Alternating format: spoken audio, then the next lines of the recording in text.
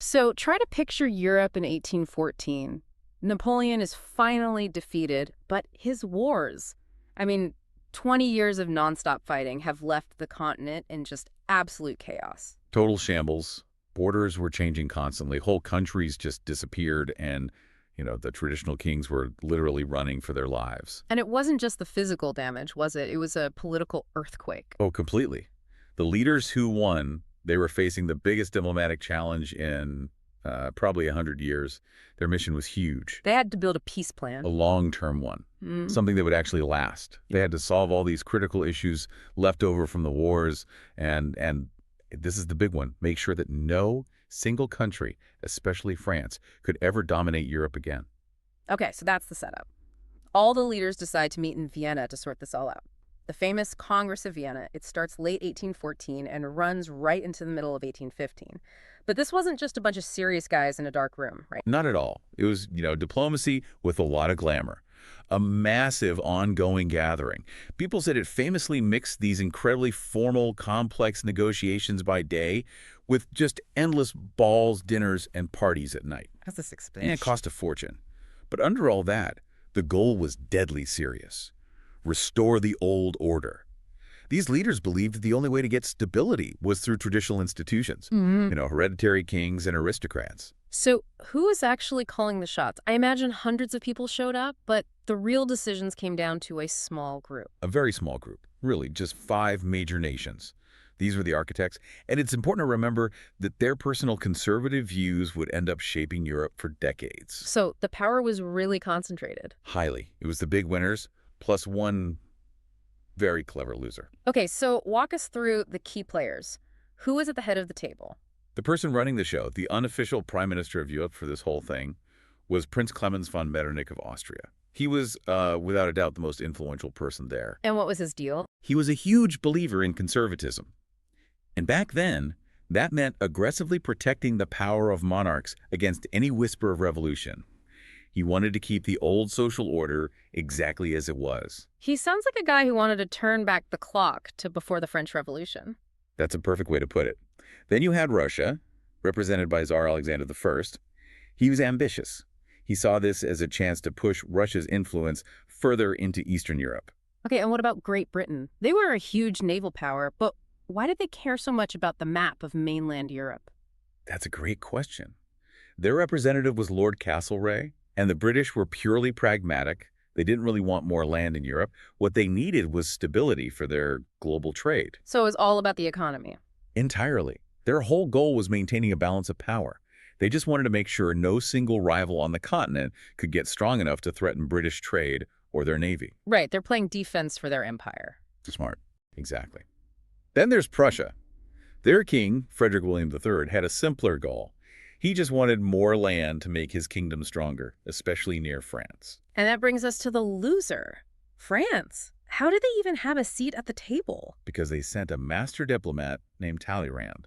I mean, this guy was brilliant. Even though France had lost the war, Talleyrand skillfully negotiated their way back into the inner circle, and he actually prevented France from being totally broken apart. That's incredible. So those are the 5 main architects. They had to agree on some basic rules, right? Some principles to guide how they were going to redraw the whole map. Yes, they settled on 3 main ideas, and all of them were designed to kind of erase the legacy of the French Revolution. The first one, and the most important, was the principle of legitimacy. Legitimacy. That sounds a bit academic. What did that actually mean on the ground? It meant putting the rightful monarchs, the old royal families that Napoleon had kicked out, back on their thrones. So, for example, the Bourbon family came back to rule France and Spain. And why was that so important to them? Well, the thinking was that the French Revolution was just dangerous chaos. They believed that only legitimate kings, rulers whose power was, hereditary, could guarantee real stability. So a king is stable, but a government born from a revolution is dangerous. Exactly. Stability through the crown, not by, say, popular vote. And this is a really crucial point you have to get. This policy totally ignored the new ideas that millions of people had started to believe in, like democracy or national identity. Yeah, you can already see the problems brewing there. Which leads us to the second principle, the one Britain really pushed for, establishing a balance of power. Right, this was the military insurance policy. The idea is pretty simple. You move land around so that all the major countries have roughly equal strength. So no one gets too powerful. Exactly. If one country knows that attacking another will immediately cause 3 other countries to team up against it, well, it's probably not going to start that war. How did they do that with France? I mean, how do you contain them without making them so angry they just want revenge later? It was a very delicate balance. Yeah. They were actually pretty lenient with France, letting it stay a major power, but at the same time, they surrounded it with stronger, enlarged buffer states. It's like a protective wall. A protective wall made of countries. The whole system was designed to prevent any future French expansion. And, it worked. This system is a big reason why there wasn't a major continent-wide war for almost 100 years. A century of relative pieces. That's a huge legacy. Okay, so the third principle was a bit more straightforward, right? Compensation for the victors. Much more straightforward. Basically, if you fought Napoleon, you got paid. Yeah. You got rewarded. Great Britain, for instance, took strategic islands and colonies like Malta. To protect their trade routes. Yep. All about securing those roads. Austria got a huge chunk of territory, and Italy, Lombardy, and Venetia, which gave a massive influence there. Russia and Prussia. Russia expanded west, taking over most of Poland, which was a huge gain for the Tsar. And Prussia got valuable industrial land along the Rhine River, which also helped build up that buffer zone against France. Every reward was calculated. Okay, so we have the rules: legitimacy, balance of power, and compensation. Let's look at the new map. If I'm looking at a map of Europe from 1816, what are the big changes I'd notice? The changes were pretty dramatic, especially up north. To create that strong buffer against France, they took 2 very different cultures, the Netherlands and Belgium, and just mashed them together into a single kingdom of the Netherlands. That sounds like a recipe for conflict down the road. It was, but at the time it created a strong military obstacle. Then you have the German lands. Napoleon had dissolved the old Holy Roman Empire, so that was a huge question mark. What did they do there? They replaced it with something called the German Confederation. It was a very loose association of 39 separate states, and this was completely intentional. They didn't want a single unified Germany. Absolutely not. They were afraid of it. A massive, powerful Germany in the middle of Europe. It would have thrown the whole balance of power out of whack, so they kept it divided. And Italy, same story. Same story. Divided. Italy was broken up into a bunch of smaller states, and many of the northern ones were controlled either directly or indirectly by the Austrian Empire. So the big takeaway here is that none of these borders were drawn based on what the people living there actually wanted. Not at all. It was all about the strategic needs of the great powers. Language, culture, identity, none of that mattered to the mapmakers in Vienna. Which is a huge problem waiting to happen. But before we get to that, the diplomats knew they couldn't just draw the map and leave. They needed a system to protect this new conservative order. Right, they needed an enforcement mechanism. So they created 2 big international agreements. The first was the Concert of Europe. Sounds like a music festival. It was more like a security council. It was a system where the big powers, Britain, Russia, Prussia, Austria, and later France, all agreed to meet regularly. To do what? To talk. To collectively handle any conflict or, more importantly, any revolution that broke out anywhere. It was basically an international fire department for putting out revolutionary sparks. A real shift toward diplomacy, then. A huge shift. The other agreement was a bit more theatrical. It was called the Holy Alliance. That definitely sounds dramatic. It was the Tsar's idea. Austria, Prussia, and Russia all agreed to base their rule on Christian principles.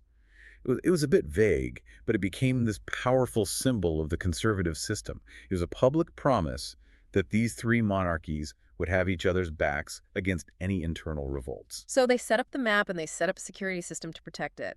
But by focusing only on kings and stability, they just ignored all these popular ideas bubbling up from below. And that's where we get to the seeds of all the future problems. The first big one was the aggressive suppression of liberalism. Why were they so scared of liberalism? Because back then, liberalism meant individual rights, written constitutions limiting the king's power, and governments elected by the people. To someone like Metternich, those ideas were the direct cause of all the chaos and war they had just lived through. So what did they do to stop it? This period became known as the era of reaction. They used harsh censorship of books and newspapers. They used secret police to spy on their own citizens. They watched universities very closely. Because that's where revolutions often start. Exactly. The goal was just to stop change, to freeze society in place. But while they were trying to build a wall against liberal ideas, they were accidentally pouring fuel on an even bigger fire. And that would be the rise of nationalism. Their single biggest mistake. Nationalism is this incredibly powerful belief that people who share a language and a culture should have their own independent country. And the map they drew in Vienna did the exact opposite of that. The exact opposite. They split the Poles between three empires. They put Italians under Austrian rule. They kept the Germans in 39 separate states. They systematically ignored national identity everywhere. You can't just tell people to forget who they are. That resentment has to go somewhere. And it did. It went underground. It led to secret societies, protests, and this growing, burning desire for unification. The diplomats completely underestimated how powerful the dream of a unified Italy or a unified Germany would become. Those nationalist feelings would eventually explode in revolutions all over Europe. So, when we step back and look at the whole legacy of the Congress of Vienna, what's the final verdict? Well, it's complicated. In its immediate goal, it was a huge success. It prevented a major war between the great powers for nearly 100 years. That's incredible. And it created this new framework for diplomacy, the idea that countries should talk out their problems. There's a huge but. A giant but. By focusing so hard on protecting the old order of kings, and by ignoring what the people actually wanted, democracy and national independence, they planted the seeds of the very conflicts that would tear their world apart. They bought short-term peace at the cost of long-term instability. You could say they won the peace for the monarchs, but they lost the people. And in the end, the people were going to win. That's the wrap on how Europe tried to clean up after Napoleon and why that whole effort eventually crumbled. Good luck with your studies.